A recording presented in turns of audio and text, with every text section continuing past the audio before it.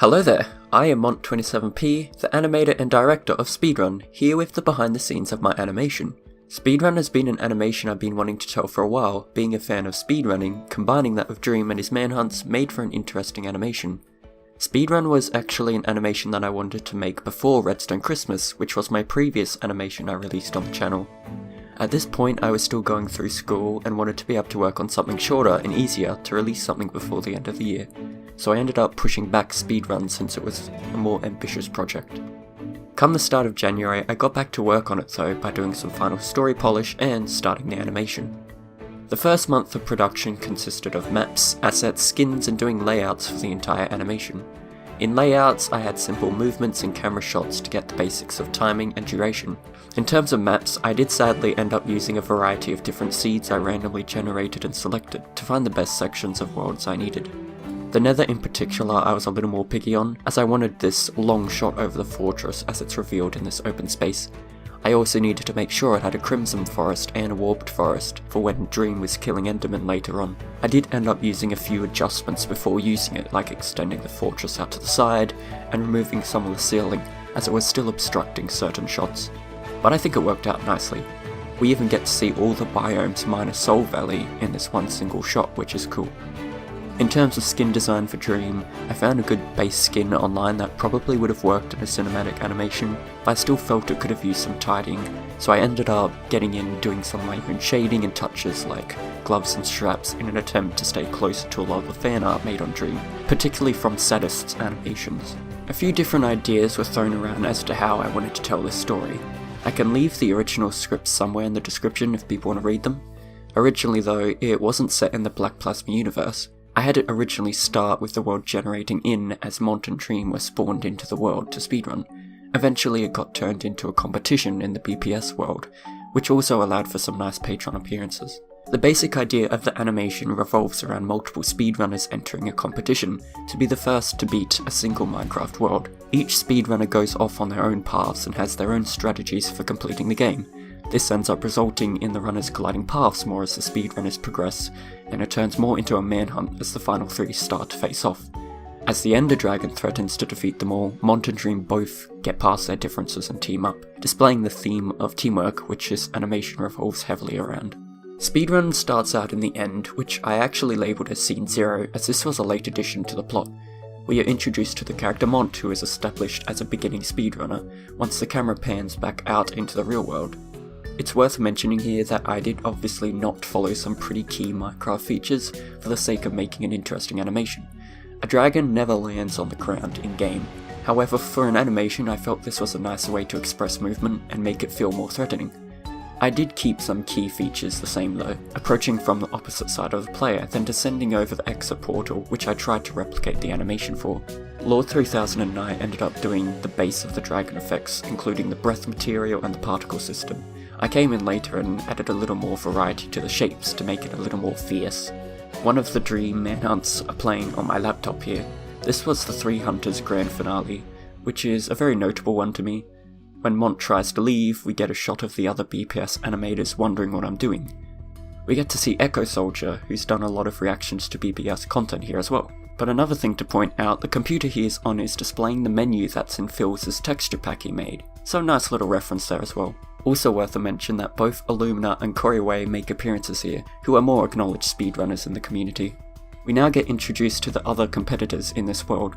One thing I tried to show throughout the animation was that there are multiple ways to speedrun and different ways to complete the same task. For example, I set Mont with the typical bartering strategy in 1.16 for collecting pearls. However, I stuck closer to Dream's 1.15 runs where he used looting to gather pearls from a looting book he gathered from the temple earlier. The same goes for the early scenes, here showing a montage of collecting different starter items in various ways. One main thing I did end up focusing a lot on was minimalising foot sliding. There are a few ways to do this and I tried a few things at different stages. In the cave scenes and the first fight in the end, I did some out of root animation by dragging around the pelvis. This allowed the feet to remain with the root, which I'd come back and animate later for the feet. But for most shots I still animated from the root, which would make the feet slide around all over the place. So I ended up going frame by frame and bringing the foot back. Tedious, but I think it worked out. When Dream goes to build the portal, I separated all these different lava pools and keyframed them to switch places when needed. The nether stuff was particularly interesting. The base lighting was managed by Lord for all the scenes, which he did a great job at. Some of the nether did however lack nice contrast and mood, in which I later came in to add my own touches. I incorporated things like ambience particles, more background lighting so I could get some more contrasted shadows, a variety of brighter areas, and played around a lot with the mist. The nether probably took the most work to light, being such an enclosed space. With none of us BPS animators ever touching the new nether stuff yet, there were a lot of new things to play with. Overworld scenes, normally I can get away with just rotating the sun lamp to get nice shadows, but the sun doesn't work here. On multiple occasions I've gone in and manually animated falling objects instead of using physics systems, as I feel I have a little more control over them. I may lose a bit of realism, however at this point I think I can do a pretty good job of them. A little luck later, and we get a blaze fight, which was a cool way to reveal the fortress, while not directly showing it just yet. I ended up being pretty creative with the blaze animations. I ended up creating this charge and fire animation whenever a blaze would shoot. The rods would start to spin quicker and start to contract, then explode outwards. Little trails would also follow the fireballs. Sticking close to the blazes in game, I had them light up before they would shoot. And eventually we get to see the reveal of the fortress, which the shot worked out quite nicely, I think. Here I ended up having nearly one continuous shot by having the camera try to follow the action. It probably became a little too disorientating for some people, but I think the idea worked. Lord did a bit of early work on the blazes firing, which I ended up reworking later. A few effects from Songs of War were reused, like this trail effect here. Once again, playing around a lot with the blaze rod animations when they die, I had each of them spin rapidly as each rod gets thrown and spun around before the blaze disappears.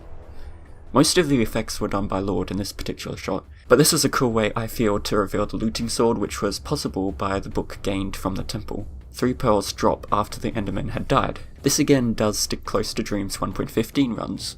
The blowing up of the portal was a reference to Dream's 4-hunter rematch manhunt.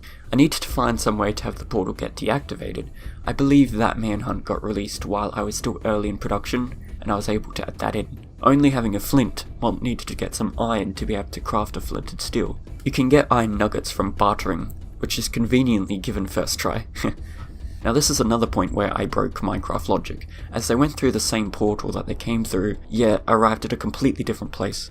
I could have simply just used a different location in the nether instead of the same portal, but the current location worked nicely as I wanted a warped forest close by, where Endermen spawn frequently. Aside from a few camera cuts at the start and end, most of this scene was a continuous shot where the camera would follow the action. I really love these types of shots, particularly with action films. In fact, one of my favourite scenes from a movie is the continuous shot. But the thing about them is I can't take shortcuts if characters are on screen all the time. Normally between camera cuts, animators can jump between poses and positions to save time and be more convenient, but I couldn't do that here. I tried minimizing the amount of foot sliding by keyframing the foot frame by frame. I had to try and get creative with characters doing things on the run, while also keeping the camera alongside all this movement. The character routes were actually animated to follow this path, which ended up being very useful. I could just keyframe this value on a path constraint to tell it where on the path it should be, instead of animating the route. It's particularly at this point we also see everyone colliding paths and fighting each other, basically turning into a manhunt. Dream places a variety of blocks here to make Mont switch up his tools to get through, which gives Dream enough time to dig down. We get transitioned into the stronghold using a little tunnel, which is actually 2 separate maps. Main thing to mention in this scene is the portal. What I did here was again use separate parts of maps and combine them into one. I cut out the stronghold room and rotated it onto the edge of the end. I lit the stronghold using these point lights further back in the room to avoid light seeping through into the end. Outside the camera there's a few map pieces moving everywhere. Everything was able to be hidden once the camera cuts though. I did have a different effect in mind earlier on, where you could only see the stronghold from the room through the open portal when standing in the end, but I wasn't able to get around to that sadly. So you can still see the top of the stronghold like here. Getting into the first of the end fights, we have Mont vs Lone Wolf, not Bad Boy Halo, as some people got confused. They both appear later. This fight is used to lure people into feeling like the dragon is not a threat. A lot of this fight is very axe and shield PvP oriented. The shield here gets disabled multiple times, like what happens in game. Now the real fight begins as the dragon now threatens. This is where I started to have real fun, as dragons are honestly really cool despite being so tedious. Although some of the earlier shots were very annoying to animate, as trying to keep up with a flying dragon always moving in a scene makes it hard to keep track of all these small details. I ended up taking the dragon rig used in Songs of War and made a few adjustments, particularly to the tail. I was finding it rather annoying to animate and offset. I ended up creating a spline IK constraint where I could use anchor points to control where a section of the tail would go. This allowed me to get a little more specific with the flicking of the tail, while also animating and keeping track of less bones. It was also in the scene where I started to use a lot of constraints.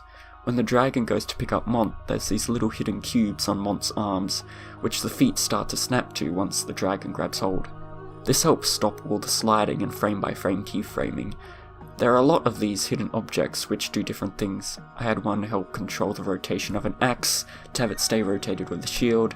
I had these anchor points to help guide the wings on the ground.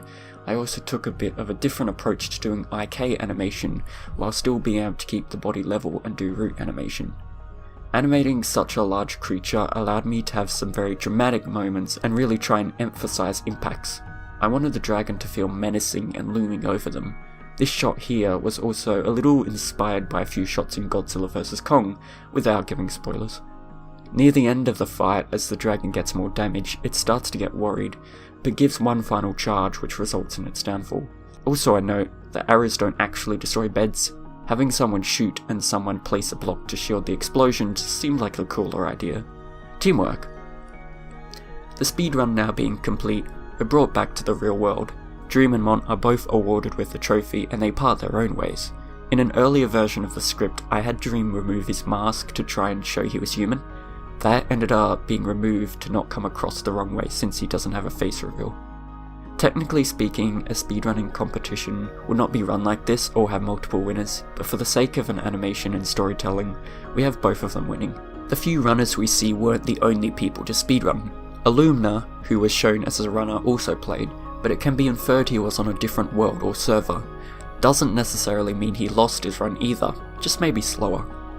That brought to a close the main animation. Then it was on to bloopers and thumbnails, going through reactions and wrapping everything up.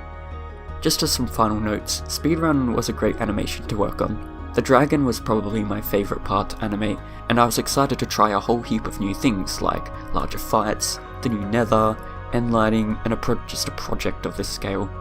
I also tried a few different stylistic things like a smooth mouth and teeth, which will be interesting to see how people receive that.